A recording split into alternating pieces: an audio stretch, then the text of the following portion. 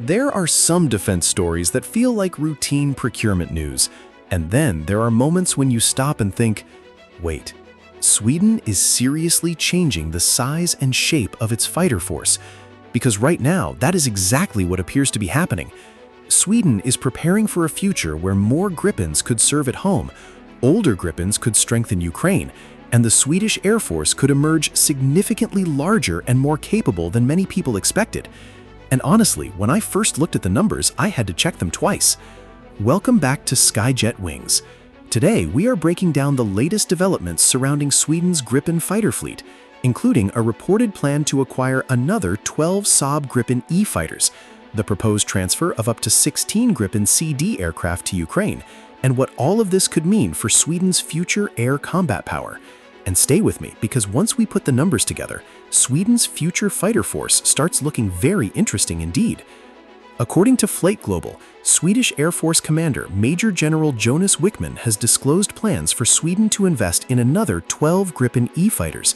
That would come on top of the 60 Gripen Es already ordered for Sweden, and would potentially raise the Swedish Gripen E fleet to 72 aircraft. But there is one very important detail. At this stage, we are talking about a reported procurement plan, not a final Saab contract for those additional 12 aircraft. And the reason behind that potential expansion is closely connected to Ukraine. Sweden officially announced in May 2026 that Ukraine intends to acquire up to 20 Gripen EF aircraft as part of a broader air defense partnership.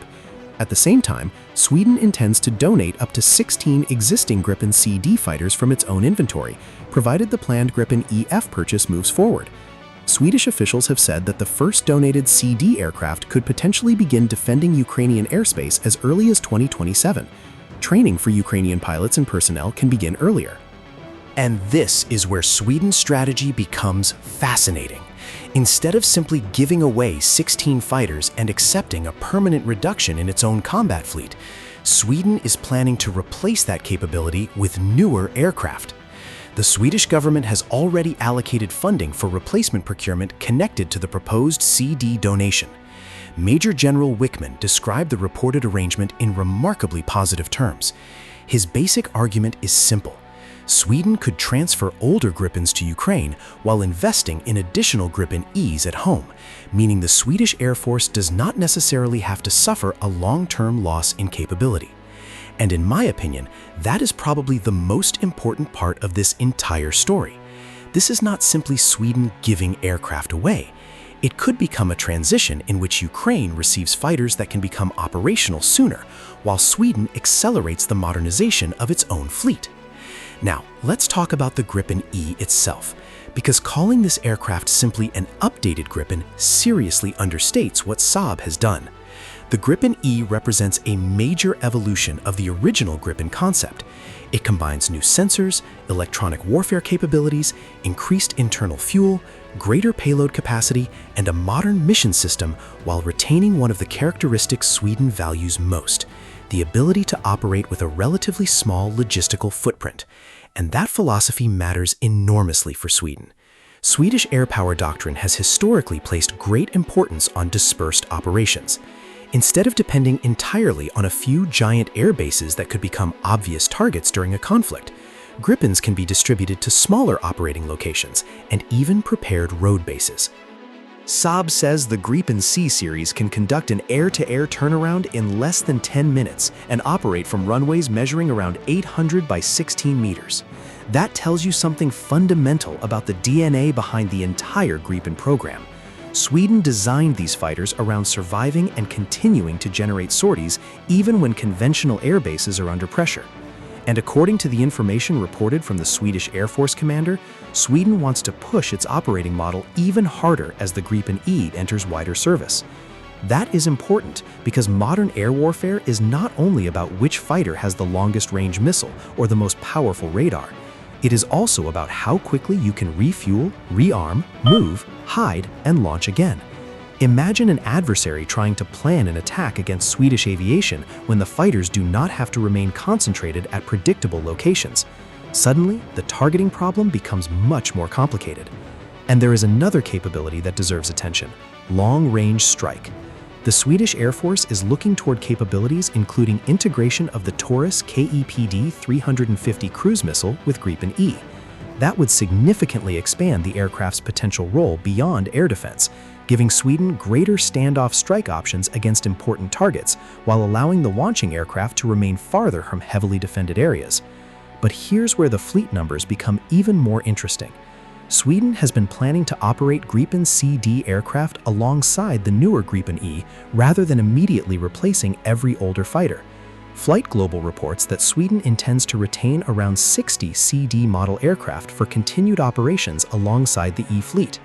If Sweden eventually operates 60 retained Gripen C/Ds and 72 Gripen Es following the proposed 12 aircraft top-up, that would mathematically produce a fighter inventory of around 132 aircraft. Now, that does not mean Sweden instantly wakes up tomorrow morning with 132 combat-ready fighters. Aircraft deliveries, upgrades, availability, training, maintenance, and eventual retirement schedules all matter. But strategically, the direction is clear. Sweden appears determined not merely to replace old capability, but to preserve fighter mass while introducing a much more advanced generation of Gripen. And remember the broader environment in which this is happening. Sweden is now a NATO member, Europe is investing heavily in defense, and Ukraine's air defense requirements continue to shape European military planning. So every additional fighter has implications beyond Sweden itself. Gripens can contribute to national air defense, NATO air policing, Baltic security, reinforcement of Northern Europe, and potentially joint operations with allied air forces. Ukraine dimension may be even more significant. Gripen C/D has characteristics that could be particularly useful for a country operating under the constant threat of missile and drone attacks against fixed infrastructure. Its dispersed operating philosophy, relatively compact support footprint, and ability to work from austere locations are exactly the kinds of features that become highly valuable when major air bases cannot be assumed to remain safe. But we should also keep expectations realistic. Sweden's official announcement says Ukraine's planned acquisition involves up to 20 Gripen E/F aircraft, and that negotiations are still ongoing. Similarly, the additional 12 Gripen Es discussed for Sweden should not be treated as a completed order until the relevant procurement process results in a firm contract. That distinction matters. There is a huge difference between political intent, procurement authorization, negotiations, and an aircraft manufacturer actually receiving a binding order. But even with that caution, the trend is difficult to ignore. My personal view is that Sweden is quietly building one of Europe's most interesting air power models. Instead of trying to compete purely through huge numbers or enormously expensive infrastructure, Sweden is combining advanced fighters with dispersed operations, fast turnaround times, electronic warfare, long-range weapons, and a fleet structure built around both Gripen C/D and Gripen E.